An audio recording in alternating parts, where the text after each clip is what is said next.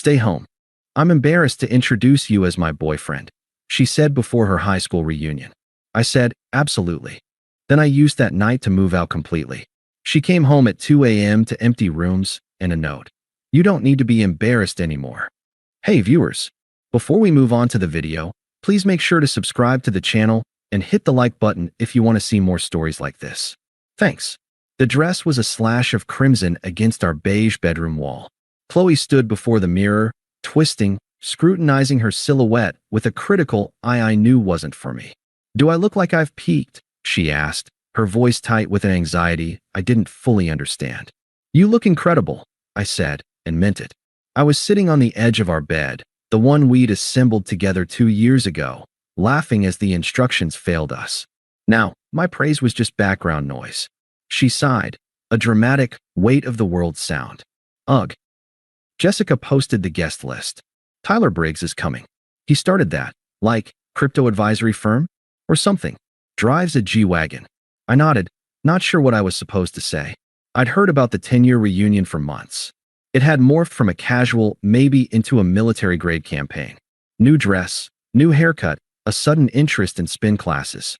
My role, I assumed, was to be the supportive boyfriend. The arm candy. Or just the arm. I decided to step into the breach.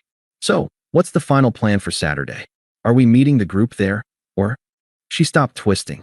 In the mirror, her eyes met mine, then flicked away. She smoothed the red fabric over her hips. About that, the room got very quiet. The hum of the central air filled the space between us. Look, Mark, she began, turning to face me finally. Her expression was a practiced blend of apology and condescension, the one she used when explaining something obvious to me. It's a specific crowd. A lot of successful people from my year. Lawyers, consultants, people who, own things. Sarah's husband is a cardiothoracic surgeon. Amanda married that tech bro who sold his app. I just listened, a cold knot beginning to form in my stomach. She continued, waving a hand in my general direction. I can't spend the whole night explaining what you do, or why you're still, finding your path.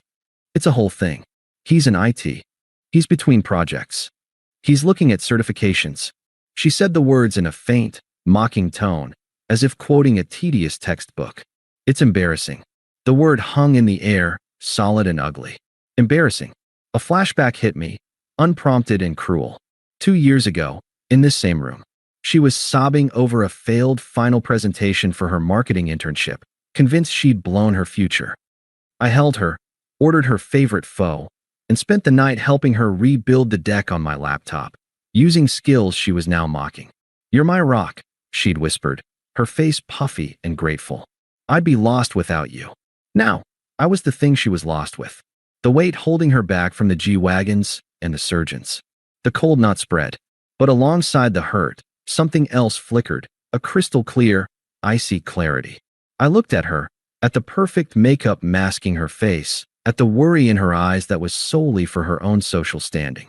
The woman I'd loved was behind a pane of glass, tapping on it not to get out, but to point at all the things she now found more interesting outside. I didn't get angry. I didn't plead. The fight drained out of me in a single, quiet exhalation. All that was left was the truth. Absolutely, I said. My voice was flat. Calm. Not agreement. Not submission. It was simply an acknowledgement of a fact she had stated. You are an embarrassment. Therefore, you should not come. Statement received. Relief flooded her features. She misread the calm for compliance, for my usual easygoing nature bending to her will. She smiled, the tension leaving her shoulders. She floated over and pecked me on the cheek, a dry, perfunctory gesture. You're the best, she chirped, the dismissive tone gone, replaced by transactional gratitude. I'll make it up to you. We'll order that fancy sushi tomorrow, just us. It'll be better than dealing with all that drama anyway. She turned back to the mirror, grabbing her phone. I need to text the group. Jessica was betting you'd throw a fit. She let out a little laugh, typing rapidly. I sat on the bed, watching her. The crimson dress. The focused frown.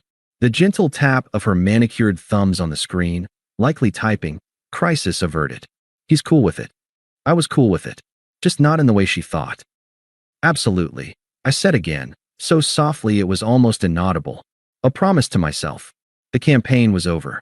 The war, however, had just begun, and I had just decided on the only strategy that made sense. Total, silent, irreversible withdrawal. The click of the apartment door locked behind her was the starting pistol. For a full minute, I didn't move. I stood in the living room, listening to the silence. It was a different silence than the tense quiet from before. This was hollow, empty. A stage after the actor had delivered her final, ruinous line and exited. The performance was over. I walked to the window, peeling back the edge of the blinds just enough to see the street below. Her rideshare was pulling away, its red taillights dissolving into the Saturday night traffic. Gone. The icy clarity that had seeped into me during her speech was now a solid, guiding core. There was no anger, no grief. Not yet. There was only a list of tasks, suddenly obvious and urgent. My phone was in my hand. I scrolled to Jake, brother, and pressed call. He answered on the second ring, the sound of a video game in the background. Hey, shouldn't you be getting ready for the big night? I need the truck, I said, my voice steady, robotic. The game sounds paused. What's up? You okay? Qley told me not to come. She said I was an embarrassment to her in front of her successful friends. I recited it like a news headline. I'm leaving. Tonight. While she's out. I need the truck, and I need your hands. A beat of stunned silence, then a low whistle. Holy shit. Are you serious? Where are you going? Your couch. For a few nights. Then I'll figure it out. Can you come? I'm on my way. No more questions. That's why he was my first call. The next 2 hours were a lesson in detachment. I moved through our shared space not as a heartbroken lover, but as a salvage operator.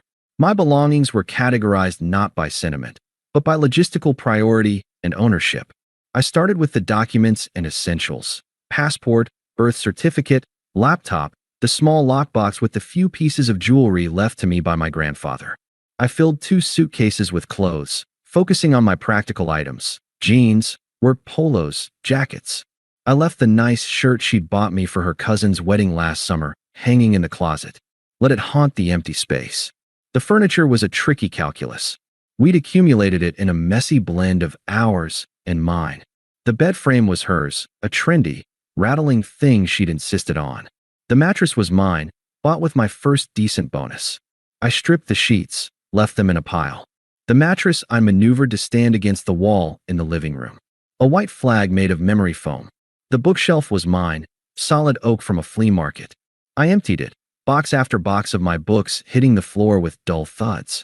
My TV, the 55-inch I'd saved for, was unhooked from the entertainment center she'd chosen. I wiped the smart TV clean of my profiles, my logins, my viewing history. Unsubscribed from the shared streaming accounts. Digital erasure. Jake arrived, his face a mask of concerned fury. He took one look at me, calm, methodically wrapping coffee mugs in newspaper, and just nodded. Just tell me what to lift.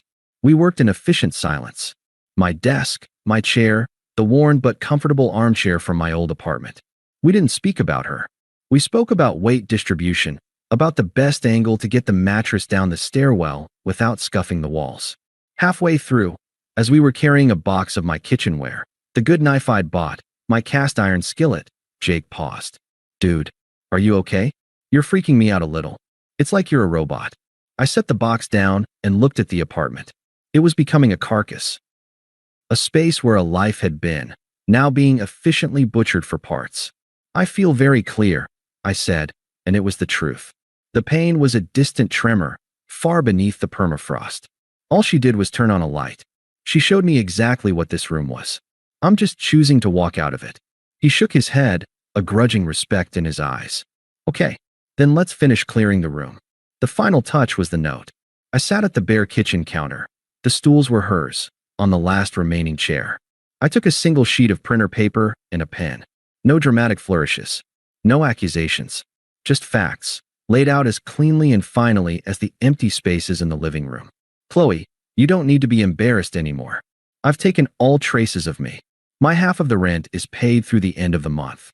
The key is on the counter. Do not contact me. Mark. I read it over. It was perfect. It granted no quarter for argument, no hook for drama. It was a door closing, spelled out in 12-point Times New Roman.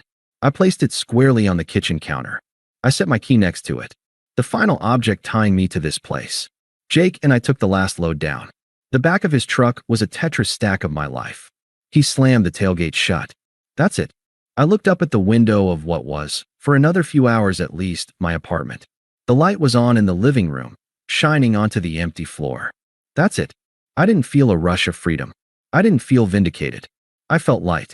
Not the good kind, but the unnerving kind of an astronaut whose tether has been cut, adrift, but with a whole, silent, star-filled void ahead. Let's go, I said. We drove away. I didn't look back. The note, the key, the empty rooms, they were no longer my concern. They were a museum exhibit she would walk into, a curated display titled, "The Consequences of Your Words." My work here was done. The first week at Jake's was a study in sensory deprivation. His spare room was a box, white walls, a single window facing an alley, a futon that groaned like a dying animal. It was perfect. There was nothing of us here.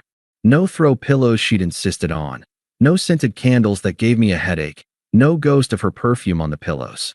Just sterile, neutral space. The silence was a physical thing. For the first few days, I simply existed within it. I went to work at the IT help desk. I came home. I ate takeout with Jake in front of his TV. We didn't talk about her unless he cautiously broached it, and my answers were short, factual, and devoid of emotion. She hasn't contacted me. I blocked her number. The apartment is empty. He stopped asking. The numbness was a protective shell. Inside it, I began the quiet, meticulous work of dismantling the life I'd shared with her. I changed my primary email address. I unfollowed and muted every mutual friend, every restaurant, every band she'd introduced me to on social media. It wasn't anger, it was gardening. Pulling weeds to see what, if anything, was left of my own landscape. The shell began to crack around day 10. Not from sadness, but from a sudden, overwhelming sense of possibility. The peace I felt in that blank room wasn't the absence of her, it was the presence of option. One evening, instead of mindlessly scrolling, I opened my laptop. For years, I talked about getting a cloud security certification. Qley's eyes would glaze over. Sounds expensive, babe. And you're so tired after work. I let it go. I found the course. I registered. I paid for it with the money I'd been saving for a vacation she'd wanted to take. The click of the confirm purchase button was more satisfying than any kiss in recent memory. I started waking up early. The silence was no longer empty. It was full of my own thoughts. I'd make coffee and study for an hour before work. The complex protocols and architectures were a soothing puzzle. They had rules, cause and effect. They were not human emotions. I reached out to Leo, an old college friend who drifted away after a double date where Qley had pronounced him kind of a downer. We met for a beer. He asked what happened. I gave him the 3-word version. She was embarrassed. He didn't press. We talked about basketball, about his job, about the absurdity of the corporate software we both navigated. I laughed, a real laugh that felt rusty in my throat. It didn't feel like a betrayal. It felt like remembering a language I'd forgotten. This was my new normal. A smaller, quieter, but entirely self-determined life. The ghost of her voice, embarrassing, still echoed sometimes, but it was growing faint, drowned out by the click of my keyboard, the scratch of my note-taking, Leo's easy laughter. The first crack in her world came through a muted notification, 3 weeks after the night. A message from Derek, a mutual friend who'd always been more of a neutral party. The preview text glowed on my screen. "Hey man, hope you're doing okay. Saw Qley last weekend. Wow, just wow." A cold, clinical curiosity settled over me. I opened it. "Derek, hey man, hope you're doing okay. Saw Qley last weekend. Wow, just wow." "Derek, we were at that bar on Elm. She was with Jessica. Looked like she'd been crying." "Derek, she asked if I'd talk to you. I said no. She got this wild look. Started saying you'd abandoned her, that you'd ghosted her over a stupid misunderstanding." "Derek, Jessica was shushing her, trying to get her to leave. It was a whole scene." "Derek, what the hell happened?" I stared at the words. Abandoned. Ghosted. A scene. I felt nothing. No pity, no schadenfreude. It was data. I typed back, careful, neutral. We broke up. It was definitive. I've moved on." "Derek, dude, she's telling people you had a secret mental breakdown and just vanished. That you left all your stuff." A beat. Then another message. "Derek, Sarah from her reunion committee messaged me. Said the reunion was a disaster for Qley. My thumb hovered. The professional curiosity deepened. I needed the facts, not the drama. Me, what did Sarah say? A long pause. He was typing. The story arrived in chunks. Derek said Qley showed up alone, obviously. Super tense. People asked about you. She gave some vague excuse about you having work commitments. Derek. Then Sarah. You remember Sarah? Nice, kind of blunt, said. Oh, that's a shame. We were all looking forward to finally meeting Mark. Qley always used to say he was her rock, the only sane thing in her life. I stopped breathing for a second. A phantom ache, quickly smothered. Derek, apparently Qley, just froze.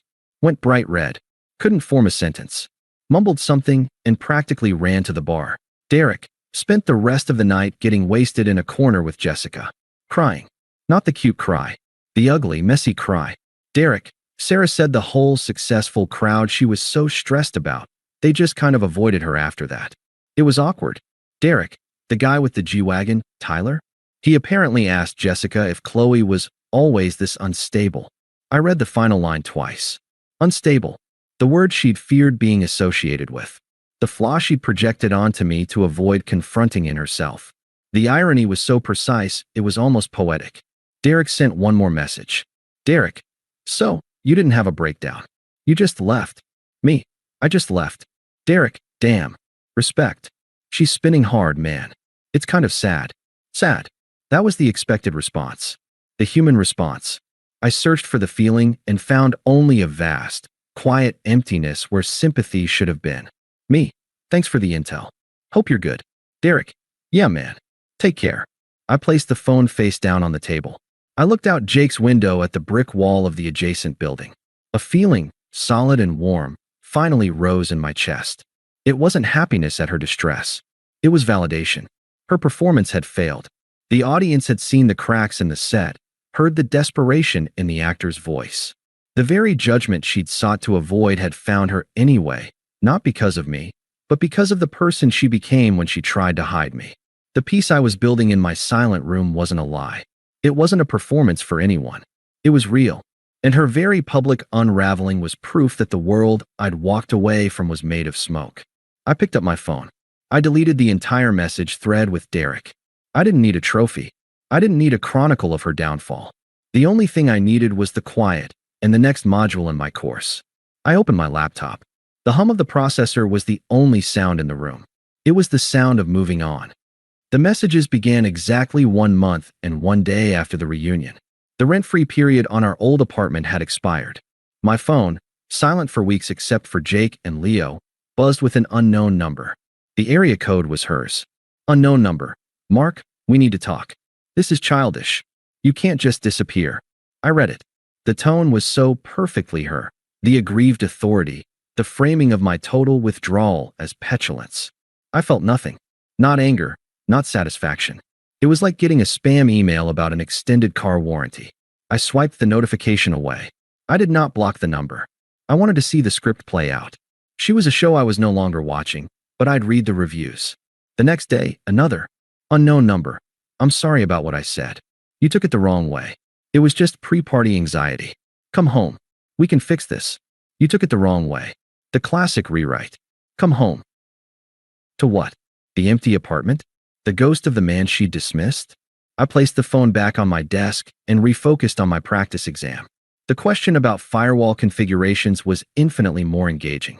The plea came on day 3, softer, more manipulative. Unknown number. The apartment is so empty. I can't sleep. I keep thinking I hear you in the other room. This is cruel. Please say something. Cruel. The word vibrated with hypocrisy. I pictured her there, surrounded by the absence I'd created, finally feeling the weight of the space where my presence had been. It wasn't me she missed. It was the audience for her performance, the foundation she'd taken for granted. I didn't reply. The silence was my answer. A complete, utter silence more articulate than any words. A week later, my phone rang. A known number this time. Jessica. The lieutenant. The flying monkey. I let it go to voicemail. She called again immediately. On the third ring, a cold professionalism settled over me. I needed to shut this down permanently. I accepted the call. Mark? Finally. Jessica's voice was all brittle concern. Listen, you need to call Qley. Right now? She's devastated. She's not eating. She's a mess. I said nothing. What you're doing is so cold. How could you be so cruel? She made one little mistake. People say things they don't mean when they're stressed. I waited for her to run out of steam. When she paused, likely for my groveling agreement, I spoke. My voice was flat, calm, like I was reading a terms of service agreement. Jessica, this isn't your business. I wish you well. Do not call me again. I ended the call. I then blocked her number. Clean. Efficient. The voicemail came 2 nights later from the unknown number again. Her voice was a ragged mess, sloppy with what sounded like whine and self-pity. The mask had fully cracked. You arrogant bastard, she slurred, the venom startling even through the digital filter. You humiliated me. You were supposed to be there. You were supposed to fight for me. You were supposed to beg me to stay, to prove me wrong. That's what you do. Now everyone knows you left, and they think I'm a bitch. They pity me. Fix this. You fix this right now, Mark. There it was. The core of it. Not regret for her words, but fury at the social consequence. Not a desire for me, but a need for me to play my assigned role in her narrative, the loyal, forgiving doormat, to restore her status. I saved the voicemail, not as a memento, but as a clinical specimen, a reminder of the authentic voice behind the curated image. After listening to it once more, I deleted it. The specimen had been cataloged. It was no longer needed. The ambush came at my gym, a place she'd always mocked as a depressing temple to mediocrity. She knew my Saturday morning schedule. I was leaving, towel around my neck, the endorphin haze of a good workout making the world soft at the edges, when I saw her leaning against my car. She looked smaller. The polished veneer was gone. Her hair was in a messy ponytail, her eyeshadow smudged. She wore leggings and a hoodie I didn't recognize. She looked ordinary. Lost. Mark. She pushed off the car, her body language a plea. Please. Just look at me. I stopped a few feet away. I looked. I saw fatigue, desperation, a shattered ego. I felt the same detachment as when I'd loaded the last box into Jake's truck. You shouldn't be here, I said. My voice was even. Not unkind. Just factual, like telling someone they were in a reserved parking spot. It was the wrong tone. She needed fury, tears, a scene she could work with. My calm was a wall she couldn't scale. Her eyes filled with panicked tears. I was stressed, she cried, taking a step forward. I didn't mean it. Not really. You know how important image is in my industry. I was just trying to fit in. She reached out, her fingers brushing my arm. You're my person. You're my piece. I can't do this without you. The line was a parody, an echo of a feeling that had died the moment she'd spoken the word embarrassing. I slowly, deliberately, removed her hand from my arm. There was no violence in the motion, only finality. No, Qley, I said, meeting her watery gaze. I'm not. Goodbye. I unlocked my car, got in, and started the engine. She stood frozen on the curb, her face collapsing into a mask of utter disbelief. In my rearview mirror, I saw her shrink, then disappear as I turned the corner. I didn't wonder what she would do next. I didn't care. She was now part of the scenery, a signpost I had firmly, finally, driven past. 6 months is a long time in a life being rebuilt. Jake's futon was replaced by my own apartment, a small, sunlit one-bedroom that smelled of coffee and new books. The cloud security certification was framed on my wall. I'd gotten a promotion, not a huge one, but one that came with a title that didn't require air quotes, security analyst. The path was no longer something I was finding. I was walking it. I'd also found a study group. Elena was in it. Sharp, sarcastic, with a dry wit that cut through tech jargon like a laser. We'd bonded over a shared hatred of a particularly obtuse instructor. It was purely platonic, a meeting of minds. We'd often grab coffee after our Saturday session to debrief and complain. It was effortless. There was no performance, no image management. We just talked. We were at our usual spot, a bustling coffee shop with huge windows. I was mid-sentence, explaining a network penetration concept, using a napkin as a diagram. Elena was laughing, pointing at my terrible drawing. So the firewall is just a sad little fence here? A neglected, sad little fence, I clarified, grinning. That's when I felt it. A shift in the atmosphere, like a cold draft. I looked up. Qley was standing 10 feet away, just inside the door, holding a to-go cup. She looked aged. Not older, but worn thin. Her hair was perfectly styled again, her coat expensive, but it hung on her like a costume. Her eyes were locked on me, wide with a storm of emotions, shock, a flicker of hope, a dawning, awful comprehension. Elena followed my gaze. "Friend of yours?" she asked quietly, her playful tone gone. "Not even remotely," I said, my voice calm. I took a sip of my coffee. Qley moved then, a determined stride that ate up the distance. She stopped at our small table, ignoring Elena completely. "Mark?" "Hi." Her voice was tremulous, a careful blend of surprise and warmth. It was a performance, but the audience was me, and I was no longer buying tickets. "Qley," I said. I didn't nod. I didn't smile. I simply acknowledged her presence, the way one might acknowledge a server who'd brought the wrong order. "Can we talk for a second?" Privately. Her eyes darted to Elena, who had politely looked down at her phone, giving us a semblance of space while staying firmly, solidly present. I didn't move. I held my coffee cup in both hands, feeling its warmth. I looked at Qley, at the pleading in her eyes, at the tense set of her jaw. I felt nothing but a profound, anchoring peace. This was no longer my ghost. "There's nothing to talk about," I said. My tone was the same one I used to state that the server was back online. A simple, immutable fact. Her face tightened. The hope curdled into something sharper, uglier. Her eyes cut to Elena again, this time with a flash of venom. The mask slipped completely. "I see you moved on," she hissed, the tremble in her voice now one of rage. "Is this why you left? You had her waiting? Was I just some placeholder?" It was the last, desperate rewrite, casting herself as the victim of my secret scheming. I almost felt sorry for the sheer, exhausting effort of it. I set my cup down. I looked at her, not through her, my gaze steady and clear. I gave her a small, closed-lipped smile. It wasn't a happy smile. It was the smile of a man who has reached the end of a very long, very complicated calculation and found a simple, elegant answer. "Qley," I said, my voice low, firm, and utterly final. "I left because you told me who you were. I believed you. My life now is peaceful. You're part of a past I don't think about. I genuinely hope you find what you're looking for, but it has nothing to do with me." I paused, letting the words settle like dust. "Please, have a good day." I turned my head back to Elena. I picked up the napkin diagram.